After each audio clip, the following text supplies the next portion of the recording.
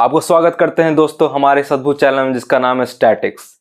तो आज हम लोग पढ़ेंगे, ये हमारे चैनल का पहला वीडियो है और इस वीडियो के माध्यम से आज हम आपको पढ़ाएंगे क्या। आज हम आपको पढ़ाएंगे socialism in Europe and the Russian revolution chapter, जो चैप्टर नंबर 2 है हिस्ट्री क्लास 9 एनसीईआरटी का। ठीक है, तो बेसिकली आज हम इस चैप्टर का आपको एक छोटा सा और प्यारा सा इंट्रोडक्शन देंगे। ठीक है, उम्मीद करते हैं इस चैप्टर को जब आप पढ़ने आए हैं तो आपने पढ़ा होगा चैप्टर द फ्रेंच रिवॉल्यूशन। ठीक है, तो पहले अगर नहीं पढ़ा है तो उसका बेसिक आइडिया आपको हम दे देते हैं। फ्रेंच रिवॉल्यूशन का बेसिक आइडिया, बैकग्राउंड क्या है, तो देखिएगा। फ्रेंच रिवॉल्यूशन फ्रेंच रिवॉल्यूशन कब हुआ था? फ्रेंच रिवॉल्यूशन हुआ था 14 जुलाई 1789 को। फ्रेंच रिवॉल्यूशन का मकसद था फ्रांस में जो मोनार्की सरकार है उसको गिरा देना। मोनार्की सरकार मतलब राजा रानी का जो सरकार है उसको गिरा देना और डेमोक्रेसी लाना। तो फ्रांस में फ्रेंच रिवॉल्यूशन हुआ जो कि कामयाब हुआ, जो कि कब हुआ था? 14 जुलाई 1789 को हुआ था और इसके कारण फ्रांस में डेमोक्रेसी आ गई। लेकिन ज़्यादा दिन के लिए डेमोक्रेसी नहीं आई थी। 1804 ईस्वी में 1804 ईस्वी में एडी में नेपोलियन बोनापार्टे ने कब्जा कर लिया और डिक्टेटरशिप आ गया फ्रांस में, और ये डिक्टेटरशिप चला 1815 तक। ठीक है, फिर कंजर्वेटिव्स का सरकार आ गया। कंजर्वेटिव जो राजा रानी थे उनका युद्ध हुआ नेपोलियन बोनापार्टे के साथ, और फिर मोनार्की सरकार आ गया। सबसे पहले फ्रेंच रिवॉल्यूशन हुआ जिसके कारण डेमोक्रेसी फ्रांस में आ गया। फिर नेपोलियन बोनापार्टे आ गया 1804 में, तो उसके कारण क्या आ गया? इसके कारण आ गया डिक्टेटरशिप। 1815 में फिर राजा रानी आ गए, इस कारण क्या आ गया? मोनार्की। तो बेसिकली हमको इतना समझना है कि फ्रेंच रिवॉल्यूशन हुआ 14 जुलाई 1789 को, जिसके कारण फ्रांस में डेमोक्रेसी आ गया। ये बात लेके चलना है। इसके बाद ये समझना है कि जब फ्रेंच रिवॉल्यूशन हुआ और ये कामयाब हो गया तो इसका चर्चा पूरा दुनिया में होने लगा, पूरा विश्व में फ्रेंच रिवॉल्यूशन का चर्चा होने लगा। स्पेशली दो कंटिनेंट में फ्रेंच रिवॉल्यूशन का चर्चा हो रहा था। कौन कौन? दो कंटिनेंट में, सॉरी कंट्री में नहीं, स्पेशली दो कंटिनेंट में फ्रेंच रिवॉल्यूशन का चर्चा हो रहा था। वो दो कंटिनेंट थे एशिया और यूरोप।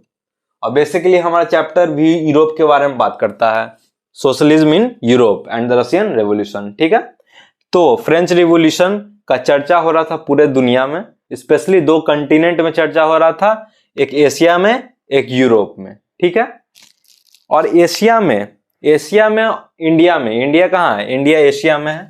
तो इंडिया में दो लोग फ्रेंच रिवॉल्यूशन के इंपॉर्टेंस का बात कर रहे थे।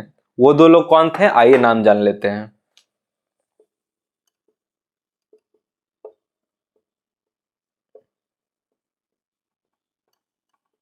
पहले हैं राजा राम मोहन रॉय, दूसरे हैं डेरोजियो। ठीक है, तो राजा राम मोहन रॉय तो भारतीय हैं, सब जानते हैं। डेरोजियो जो हैं वो भारत में उनका जन्म हुआ, लेकिन उनके माँ बाप दूसरे देश से बिलोंग करते हैं, लेकिन आके भारत में बस गए थे और उसके बाद डेरोजियो का जन्म हुआ। इसलिए डेरोजियो जो थे वो दिल से हिंदुस्तानी थे, भले उनका जीन्स या जो रेस था वो भारतीय नस्ल नहीं था। ठीक है, तो भारत में दो व्यक्ति फ्रेंच रिवॉल्यूशन की इंपॉर्टेंस का, महत्व का बात कर रहे थे। एक थे राजा राम मोहन रॉय, दूसरा थे डेरोजियो। ठीक है, इतना समझ में आया।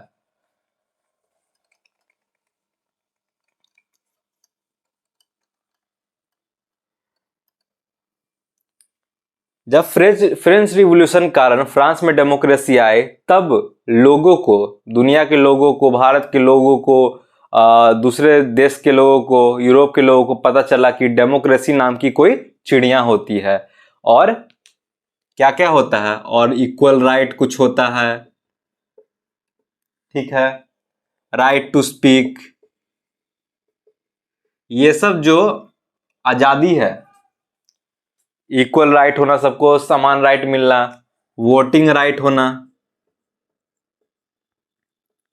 तो जब फ्रांस में डेमोक्रेसी आया तो लोगों को, दुनिया के लोगों को पता चला कि डेमोक्रेसी नाम की कोई चीज होती है जिसमें लोग मिलकर सरकार बनाते हैं, लोग मिलकर नेता को चुनते हैं। ठीक है, और डेमोक्रेसी में क्या होता है, सबको इक्वल राइट मिलता है, सबको बोलने का अधिकार मिलता है और सबको वोट देने का अधिकार मिलता है, चाहे वो महिला हो, मर्द हो या दूसरे लिंग के हों लोग।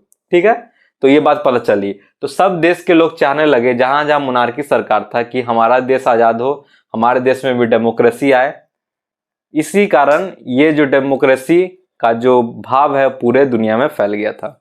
ठीक है, इतना समझ में आ रहा है आपको?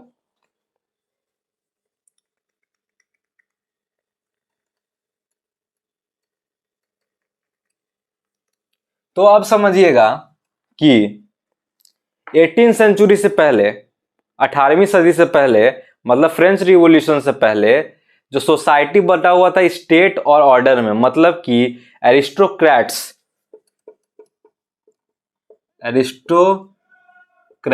और चर्च जो है कंट्रोल करता था सोशल और इकोनॉमिक पावर, मतलब सामाजिक और पैसा कौन कंट्रोल करता था? एरिस्टोक्रेट्स कंट्रोल करता था और चर्च कंट्रोल करता था। तो आप पूछिएगा एरिस्टोक्रेट्स किस चिड़िया का नाम है? तो एरिस्टोक्रेट्स का मतलब होता है सोसाइटी के बड़े बड़े लोग जो ऊंचे पद पे होते हैं। तो वो कंट्रोल कर रहे थे क्या? पैसा को, समाज को। और कौन कंट्रोल कर रहा था? चर्च कंट्रोल कर रहा था पैसा को और समाज को। ठीक है, तो जो फ्रेंच रिवॉल्यूशन हुआ तो फ्रांस में डेमोक्रेसी आया, तो सब चाहने लगा कि हमारे देश में भी डेमोक्रेसी आए, हमारे देश में बदलाव आए, हमारे यूरोप में बदलाव आए। तो कुछ लोग थे जो चाहते थे कि चेंज जो है धीरे धीरे आए, परिवर्तन है जो धीरे धीरे आए, मतलब मोनार्की सरकार धीरे धीरे हटे, स्टेप बाय स्टेप हटे। कुछ लोग चाहते थे तुरंत हट जाए और कुछ लोग चाहते थे हटे ही ना। तो इसको 3 कैटेगरी में बांटा गया है। ठीक है, 3 कैटेगरी में बांटा गया है।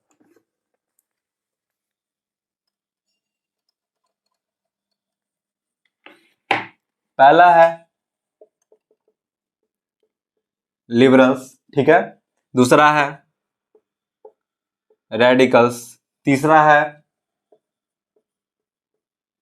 कंजर्वेटिव्स। ठीक है, तो ये 3 टर्म को हम लोग अगले वीडियो में डिस्कस करेंगे।